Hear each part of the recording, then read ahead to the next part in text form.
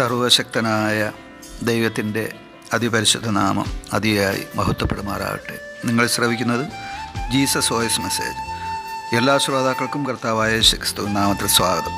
അല്പസമയ ധ്യാനത്തിന് ഒരു ചെറിയ വേദഭാഗം വായിക്കുന്നു. സങ്കീർത്തനം 81 1 മുതൽ 4 വരെ. നമ്മുടെ ബലമായ ദൈവത്തിന് ഘോഷിപ്പിൻ, യാക്കോബിൻ്റെ ദൈവത്തിന് ആർപ്പിടുവിൻ. തപ്പും ഇമ്പമായുള്ള കിന്നരവും വീണയും എടുത്ത് സംഗീതം തുടങ്ങുവിൻ. അമാവാസ്യയിലും നമ്മുടെ ഉത്സവ ദിവസമായ പൗർണമാസിയിലും കാഹളം ഊതുവിൻ. ഇത് ഇസ്രായേലിന് ഒരു ചട്ടവും യാക്കോബിൻ ദൈവത്തിൻ്റെ ഒരു പ്രമാണവുമാകും. കർത്താവിൽ പ്രിയരെ, നാം വായിച്ചു കേട്ട 81 സങ്കീർത്തനം വളരെ അനുഗ്രഹിക്കപ്പെട്ട സങ്കീർത്തനങ്ങളിൽ ഒന്നാണ്. ഈ സങ്കീർത്തനത്തിൽ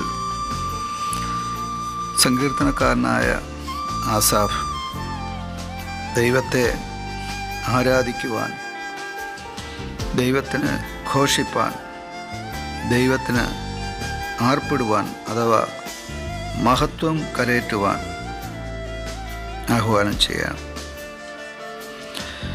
ഈ ആഹ്വാനം ദൈവം ഇസ്രായേലിന് ഒരു ചട്ടമായും യാക്കോബിൻ ദൈവത്തിൻ്റെ ഒരു പ്രമാണവും എന്നാണ് രേഖപ്പെടുത്തിയിരിക്കുന്നത്. സത്യത്തിൽ ദൈവത്തെ ആരാധിക്കേണ്ട ആവശ്യകത മനുഷ്യനുണ്ടോ? തീർച്ചയായും. ആരാധനയ്ക്ക് യോഗ്യനായ സർവശക്തനായ ദൈവത്തെ ആരാധിക്കുക എന്നുള്ളത്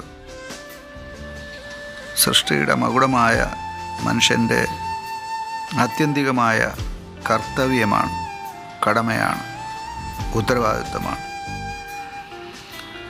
സ്വർഗീയ സിംഹാസനത്തിൽ ഉപവിഷ്ടനായിരിക്കുന്ന ദൈവം 4 ജീവികളുടെ മധ്യേ, 24 മൂപ്പന്മാരുടെ മധ്യേ, കോടിക്കണക്കിന് വിശുദ്ധന്മാരുടെയും അതുപോലെ മാലാഖമാരുടെയും മധ്യേ, അവരെല്ലാം രാവോ പകലോ എന്നില്ലാത്ത ആ ദൈവ തിരുമുമ്പിൽ ദൈവത്തെ ഹല്ലേലൂയ എന്ന സ്വർഗീയ ഭാഷയിൽ ആരാധിക്കുമ്പോൾ ഭൂമിയിലായിരിക്കുന്ന മർത്യനും ദൈവം നൽകിയിരിക്കുന്ന പ്രമാണം എന്നാണ് ഇവിടെ ദൈവത്തെ ആരാധിക്കുന്നതിനെക്കുറിച്ച് പ്രസ്താവിച്ചിരിക്കുന്നത്.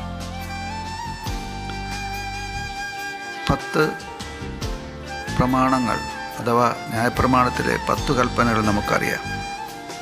അതുപോലെ ഒരു പ്രമാണമെന്നാണ് ഇവിടെ ആരാധനയെക്കുറിച്ച് രേഖപ്പെടുത്തിയിരിക്കുന്നത്. ഇതൊരു ചട്ടമെന്നും പറഞ്ഞിരിക്കുന്നു. നിയമത്തോടനുബന്ധിച്ച് അതിൻ്റെ ഘടകമായി നിർമ്മിക്കുന്ന ഒന്നാണ് ചട്ടം. ദൈവത്തിൻ്റെ 10 കൽപ്പനകൾക്കൊപ്പം ദൈവം ഒരു ചട്ടമായി ആരാധനയെ നൽകിയിരിക്കുന്നു. ആരാധിച്ച്